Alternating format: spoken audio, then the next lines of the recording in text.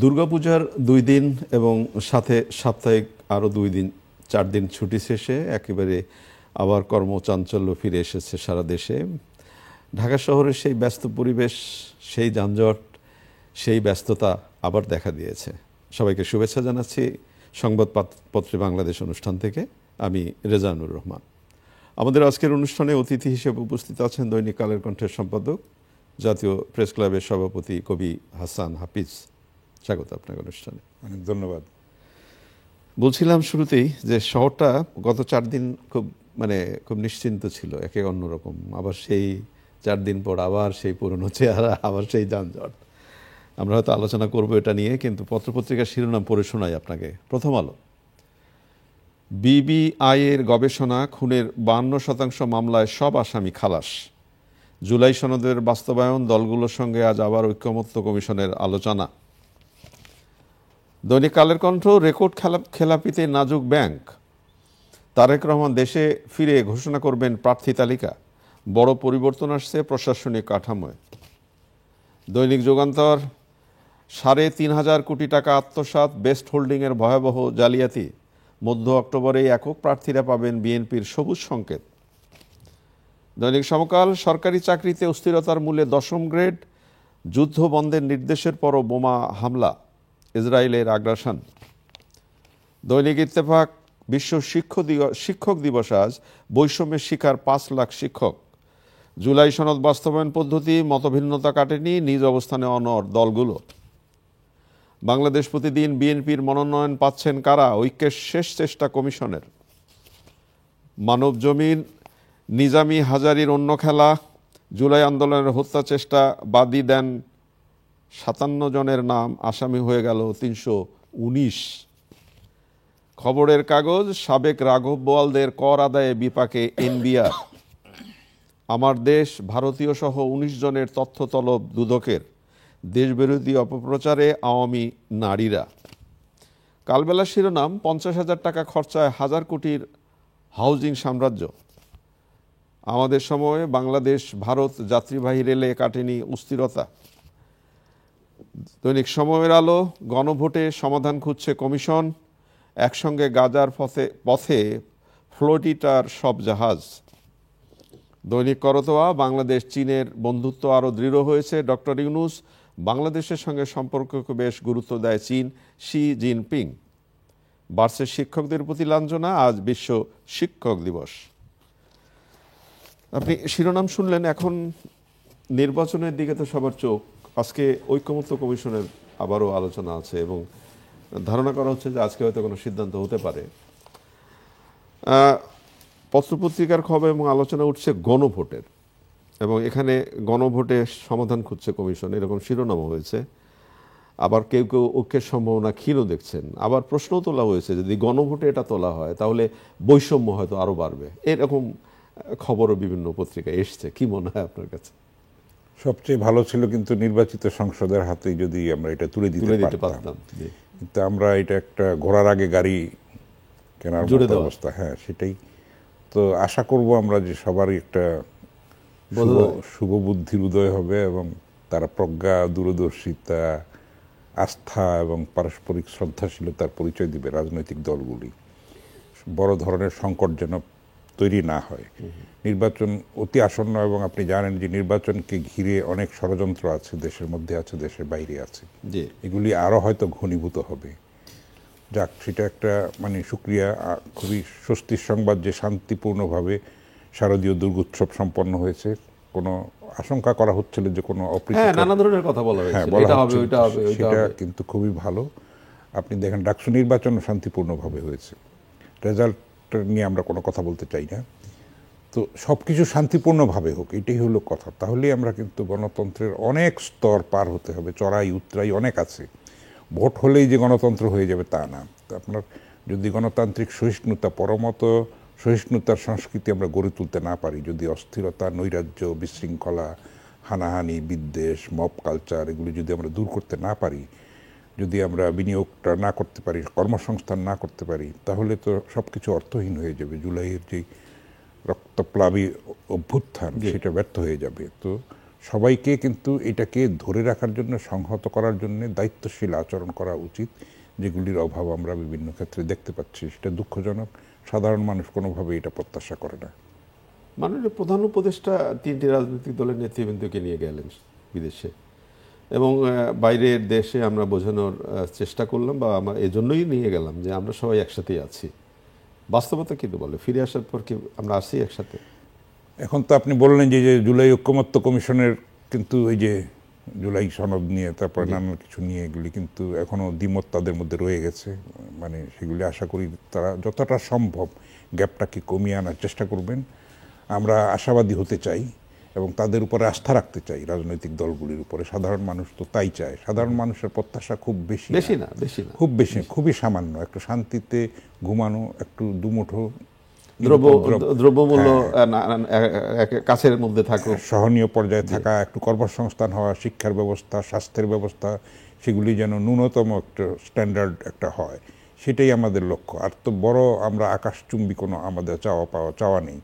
ফলে এটা যদি তারা পূরণ করতে পারে, তখন আমরা রাজনৈতিক দলগুলোর উপরে আস্থা রাখতে পারবো এবং গণতান্ত্রিক চর্চাটা ক্রমাগত বিকশিত হতে থাকবে। সেটাই আমাদের প্রত্যাশা। আজকে বিশ্ব শিক্ষক দিবস। অন্যান্য সময়গুলোতে যেটা হয় যে অধিকাংশ ক্ষেত্রে বিশ্ব শিক্ষক দিবস বা এই দিবসটিকে কেন্দ্র করে অনেক আলোচনা বা নানা ধরনের আলোচনা হয়, কিন্তু এইবারে খুব একটা ম্লান মনে হলো। কয়েকটা পত্রিকার শিরোনাম আছে, যেমন বিশ্ব শিক্ষক দিবস আজ দৈনিক ইত্তেফাক, এবং এখানে বলা হচ্ছে যেটি যে সরকারি প্রাথমিক শিক্ষকরা এখনও 3য় শ্রেণীর কর্মচারী, বেতন দক্ষিণ এশিয়ার মধ্যে সর্বনিম্ন।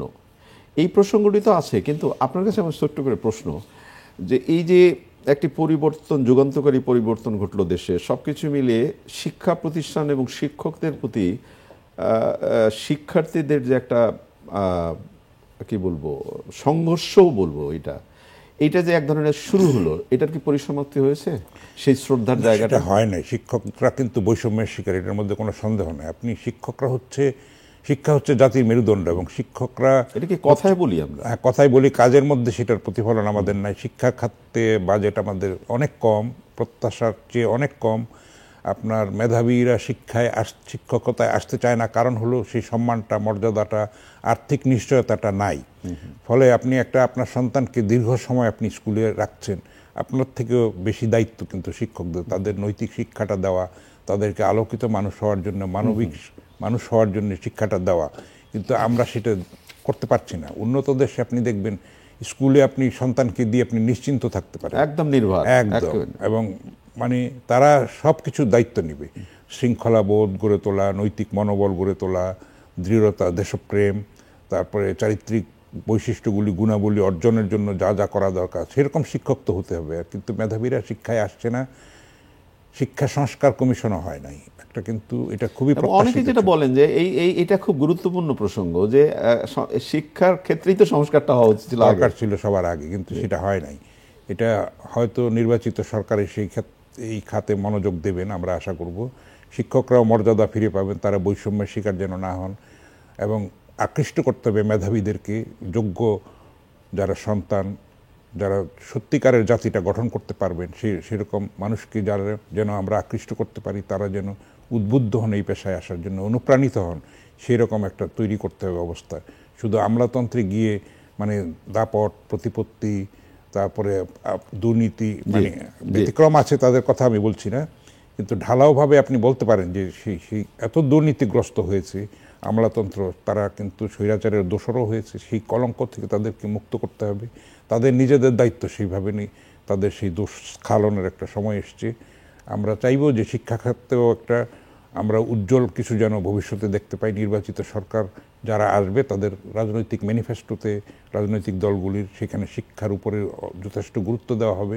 সময় উপযোগী এবং বাস্তব এবং সম্মানজনক একটা কিছু থাকবে, প্রস্তাবনা, স্বপ্ন, তাদের যে পরিকল্পনা, রণকৌশল, সেগুলি থাকবে। আশা করি শিক্ষকরা ভবিষ্যতে মর্যাদা পাবেন, না হলে কিন্তু আমরা পিছনে পড়ে থাকবো। আমরা কি চিরকাল এই ম্যান পাওয়ার হয়ে থাকবো? সেটা তো দুঃখজনক। আমরা কেন শারীরিক শ্রমে থাকবো? আমরা মেধা দিয়ে কেন থাকবো না? এই জায়গাটা কেউ আবার একথাও বলবার চেষ্টা করেন যে শিক্ষকরা, সম্মানিত শিক্ষকদের কিছু কোনো অংশ এমনভাবে দলীয় রাজনীতির সাথে যুক্ত হওয়ার কারণেও কি তাদের এই বিষয়টিকে মানে একটু অন্যরকম প্রভাব ফেলে? আসলে মানে যদি আপনি একাডেমিক্যালি বলেন, আইডিয়ালি বলেন, তাহলে কোনো প্রফেশনাল বডিকে কিন্তু রাজনীতির সঙ্গে যুক্ত করা উচিত না। ডাক্তার, ইঞ্জিনিয়ার, সেনাবাহিনী তো কোনো রাজনীতির সঙ্গে জড়িত নয়। তো সেরকম কিন্তু আমাদের দেশের অবস্থাটা হয়ে গেছে এমন, আপনি যদি আরও কঠিনভাবে বলেন, দেশের জন্য ভালোর জন্য বলেন, ছাত্র রাজনীতিও কিন্তু প্রশ্নবিদ্ধ যে এটা থাকবে কি থাকবে না। স্বাধীন দেশে কিন্তু অতখানি প্রয়োজনটা কি? থাকবে ছাত্র রাজনীতি, সেটাই থাকবে ছাত্রদের উন্নয়নের জন্য, তাদের কল্যাণের জন্য। হ্যাঁ, কিন্তু তারা হয় কি, আমি সামগ্রিকভাবে বলছি, কোনো দোষারোপ করতে চাচ্ছি না, তারা গ্লেজুর হয়ে তারা তাদের স্বকীয়তাটা বিসর্জন দেয়, তাদের সেইভাবে গড়ে ওঠে না। অথচ আমরা দেখেছি যে অতীতে কিন্তু ছাত্র রাজনীতি এমন স্বচ্ছ ছিল, সুন্দর ছিল, সম্মানজনক ছিল, শ্রদ্ধেয় ছিল। সেটার থেকে আমরা বিচ্যুত হয়ে একটা দলীয় অন্ধ সংগঠনে, অঙ্গ সংগঠনে পরিণত হয়েছি। সেটা দুঃখজনক। সেটা কিন্তু সামগ্রিকভাবেই ছাত্র রাজনীতি না, শুধু দেশের ভবিষ্যৎকে অন্ধকারাচ্ছন্ন করেছে। সেটা থেকে মুক্তি পাওয়ার একটা সুযোগ এসছে। আমরা যদি এই সুযোগটা নিতে পারি সেটা ভালো হবে। আপনি খুব জরুরি প্রসঙ্গ নিয়ে বললেন, ছাত্র রাজনীতি প্রসঙ্গে একটা ছোট্ট প্রসঙ্গ আপনার কাছে তুলতে চাই। যেমন ধরেন, জাতীয় পর্যায়ের আমাদের জাতীয় নেতৃবৃন্দ যারা আছেন, ধরা যাক পেছনে কার কি অবদান ছিল সেটা তো অনেকাংশেই আমরা ভুলে যাওয়ার চেষ্টা করছি। আমি তোফায়েল আহমেদের কথাই বলি। উনি মৃত্যুশয্যায় আছেন, কিন্তু পত্রপত্রিকা প্রচার মাধ্যমে তাকে নিয়ে যে ধোঁয়াশাটা তৈরি হয়েছে, তিনি কি বেঁচে আছেন নাকি তিনি মারা গেছেন, এটা কেন হবে? সেটাই তো দুঃখজনক। আমরা সেগুলির ঊর্ধ্বে তো উঠতে পারছি না। আসলে আমরা দেখেছি যে অনেকের যেই অবদান, তারা তাদের প্রাপ্য সম্মানটা মৃত্যুর পরেও পান নাই, এখনো পর্যন্ত পান নাই। মানে এটা সংসদ ভবনে একটা জানাজা, একটা রাষ্ট্রীয় সম্মাননা, মুক্তিযোদ্ধাদের যে সেরকম রাষ্ট্রীয় সম্মাননা জানানো হয়, সেটা কিন্তু অনেকে তার থেকে বঞ্চিত হয়েছেন। তো এই ক্ষুদ্রতা থেকে আমরা যেন ঊর্ধ্বে উঠতে পারি, না হলে নতুন বাংলাদেশটা আমরা বিনির্মাণ করব কিভাবে? খুব চমৎকার কথা বলছেন যে ক্ষুদ্রতা থেকে আমাদের বেরিয়ে আসতে হবে। এখন এই ক্ষুদ্রতা থেকে আদৌ আমরা বেরিয়ে আসতে পারবো কিনা সেটাই হচ্ছে প্রশ্ন। কালের কণ্ঠতে আপনাদের পত্রিকায় শিরোনাম হয়েছে রেকর্ড খেলাপিতে নাজুক ব্যাংক। তো ব্যাংকগুলো যদি এরকম রেকর্ড খেলাপিতে নাজুক হয়ে যায়, তাহলে তো এই ব্যাংকিং সেক্টরের অস্থিরতা কমবে না? না, সেটা তো এত লুণ্ঠন হয়েছে, এটাতে এত মানে ফোকলা করে ফেলা হয়েছে। ফোকলা, হ্যাঁ। তো এখন আমানতকারীরা তো দিশেহারা, তাদের হয়তো সারা জীবনের সঞ্চয়, সারা জীবনের একটা স্বপ্ন, যেটা একটা সম্বল, সেটা পড়ে গেছে একটা ঝুঁকির মধ্যে। তো এইটা একটা ভয়ঙ্কর চিত্র। কিন্তু সেখানে আমাদের প্রবাসী ভাইয়েরা রক্ষা করেছে দেশের অর্থনীতিটাকে, এইটার সেলিউট তো তাদেরকে দিতেই হবে। কিন্তু আমরা চাইবো যে একটা সব ক্ষেত্রেই একটা শৃঙ্খলা ফিরে আসবে। যারা অন্যায় করেছে, যারা সম্পদ পাচার করেছে, সেগুলি ফিরিয়ে আনতে হবে যথাসম্ভব, এবং তাদেরকে কঠিন বিচারের আওতায় আনতে হবে। ভবিষ্যতে কেউ যেন ধৃষ্টতা না দেখায় এই ধরনের অপকর্ম করার। এবং বিনিয়োগ পরিস্থিতি সব কিছুই কিন্তু একটা নির্বাচিত সরকারের উপরে নির্ভরশীল। আমরা দেখতে পাচ্ছি একটা দীর্ঘ সময় পার আমরা করে ফেলেছি, 1 বছরেরও বেশি সময়। আরও আগেই নির্বাচনটা হওয়াটা বাঞ্ছনীয় ছিল, তাহলে হয়তো এত অস্থিরতা, এত নৈরাজ্য হতো না। তো তারপরে আমরা আশা করব যে দেরিতে হলেও নির্বাচনটা হতে যাচ্ছে, সবাই যেন আমরা দায়িত্বশীল আচরণ করি, যার যার ক্ষেত্র থেকে ভূমিকাটা পালন করি, দেশপ্রেমের পরিচয় দিই, সহিষ্ণুতার পরিচয় দিই। আপনি নির্বাচনের কথা বললেন, সেটা তো সবাই আমরা আশাবাদী যে নির্বাচন যে তারিখ হচ্ছে সেই তারিখেই হবে। প্রথম আলোতে শিরোনাম হয়েছে খুনের 52% মামলায় সব আসামি খালাস। মানে খুনের আসামি খালাস হবে, নির্দোষ যিনি তিনি খালাস হবেন, এটা তো আমরা আশা করতেই পারি। কিন্তু এই শিরোনামটা যেটা বলে যে খুনের মামলার সমঝোতার সুযোগ নেই, দ্রুত মানসম্পন্ন তদন্তের উপর মামলার ফলাফল অনেকাংশে নির্ভরশীল। এখানে বলা হচ্ছে যে 52% মামলার আসামি নানা কারণেই খালাস হয়ে যাচ্ছেন। কি অবস্থা এখানে? কিন্তু মানে কি বলবো, বিচার ব্যবস্থার মধ্যে যে গলদগুলি, সেটার প্রতিফলন এটা। আসলে আপনি দেখেন যে সরকার বলেছিল যে হত্যা মামলা যেগুলি দেওয়া হয়েছে, অনেক ভুয়া মামলা দেওয়া হয়েছে, সেগুলি তারা ক্লিয়ার করবে। আমরা কিন্তু বাস্তবে সেটা এখনো পর্যন্ত দেখতে পাচ্ছি না।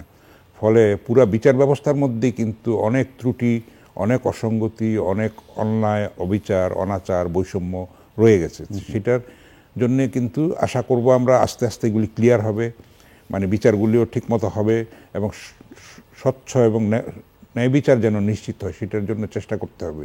সব কিছুর ক্ষেত্রে কিন্তু নির্বাচিত সরকারটা এখন এত অপেক্ষমান। আপনি দেখেন আমলাতন্ত্র কিংবা বলেন উপদেষ্টা মণ্ডলী, সবাই কিন্তু একটা যাই অবস্থার মধ্যে। মানে আপনি যেহেতু প্রসঙ্গটা তুললেন, কালের কণ্ঠতেই উক্তি শিরোনামে ছাপা হয়েছে।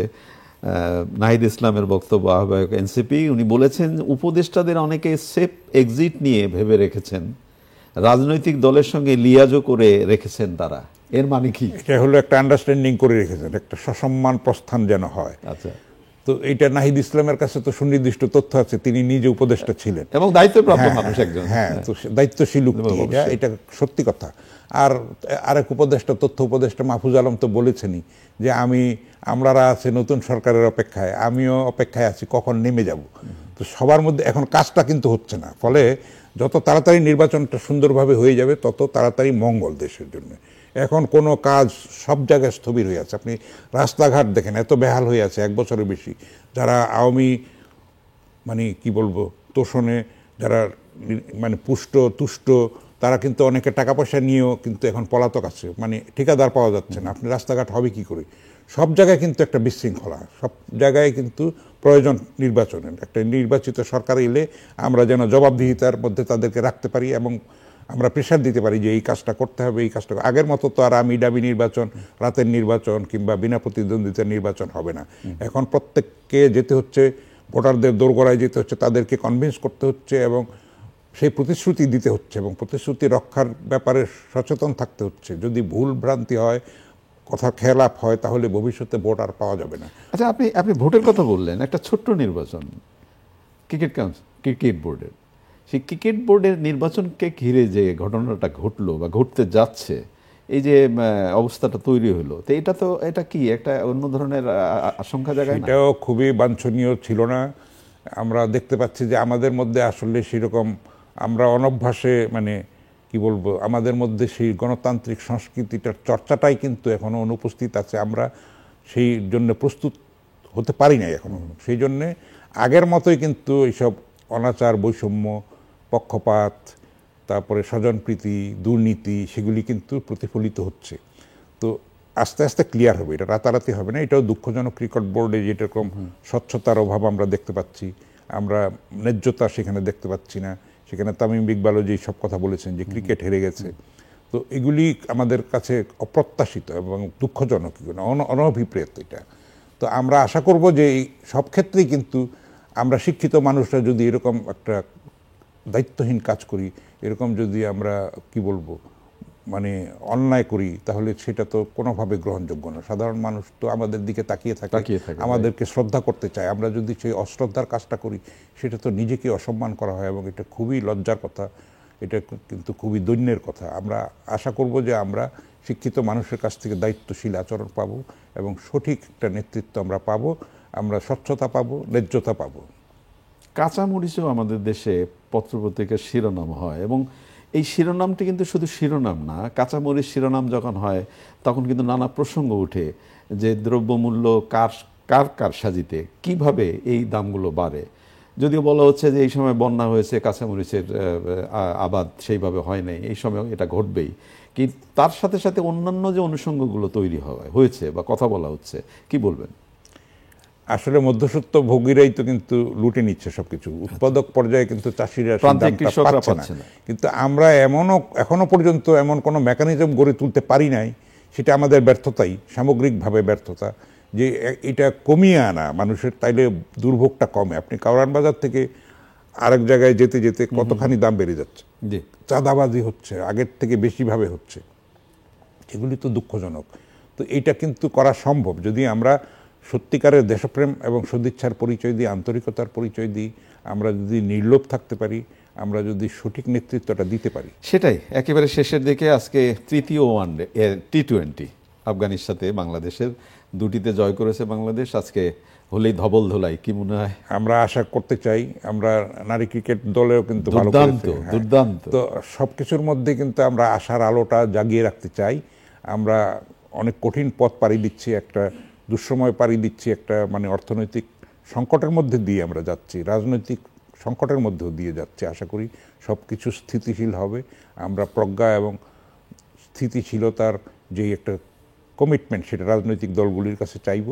সাধারণ মানুষের এইটাই প্রত্যাশা, তারা একটা সহনীয় জীবন পাবে, শিক্ষা, স্বাস্থ্য, তারপরে নিরাপত্তা এগুলি তারা পাবে, এইটুকুই প্রত্যাশা। অনেক অনেক ধন্যবাদ আপনাকে। প্রিয় দর্শক, আমরা যে বিষয়গুলো নিয়ে কথা বললাম আপনারা নিশ্চয়ই শুনলেন। ভালো থাকবেন। আগামীকাল নিশ্চয়ই এই সময় আবারও কথা হবে। খোদা হাফেজ।